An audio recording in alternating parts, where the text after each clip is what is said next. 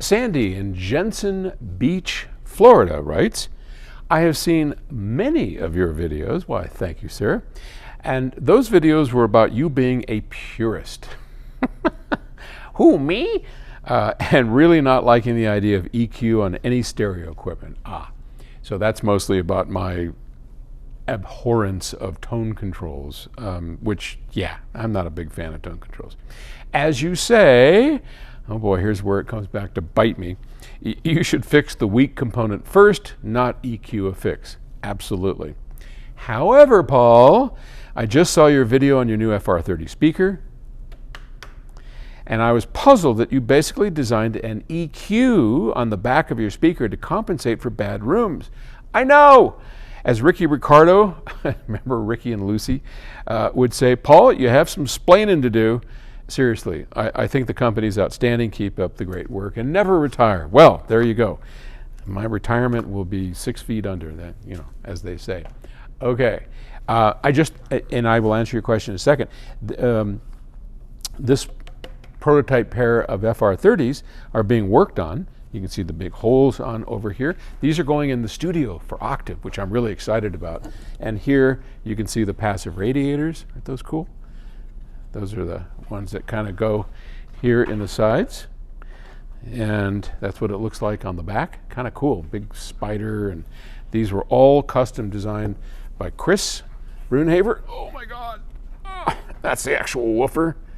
That thing is a miracle. That sucker is amazing. Anyway, we're getting off track. Okay, so yes, in the back of the FR30, you will find a switch that says near and far, and it kind of EQs, but not really. Okay, so let me explain.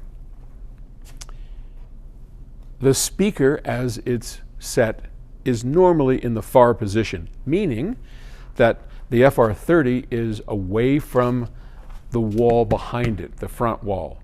Okay? We're expecting you to have it 2 or 3 feet into the room, more if you can, and that's what we would call the far distance. But if, for whatever reason, you need to take your FR30s and push them up against the wall or get them really close to the wall, and look, sometimes that happens. Sometimes we don't have a room big enough. Sometimes circumstances dictate that's what we're going to do.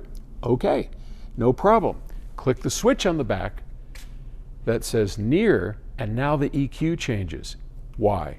And then I'll bring it all back to answering your question. It's officially known as a baffle step.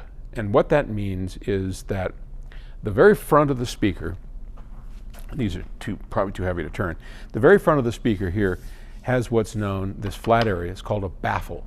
And the sound comes out, and this baffle projects out the sound. When the sound hits, it's like having a big wall here. And you've seen the IRS have those big wings.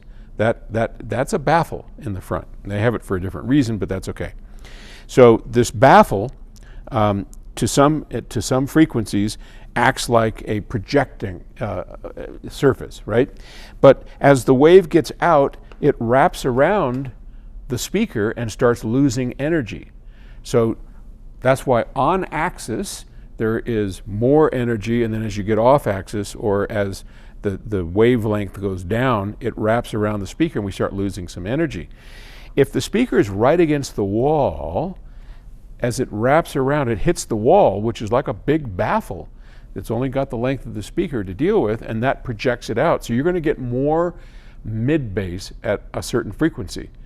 Too much mid-bass, because these were designed to be out from the wall. So we don't EQ it as such, but what we do is we have basically 2 crossovers in here.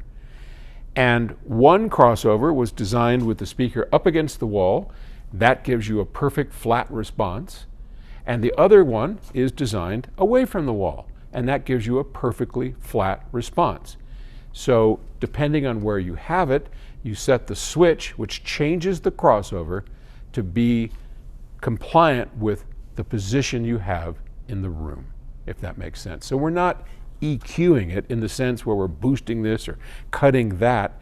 We are there's a number of things that are going on. There's a whole bunch of parts that change because the crossover itself was actually designed with this in mind, and then the crossover was designed with that in mind, and we give you both options.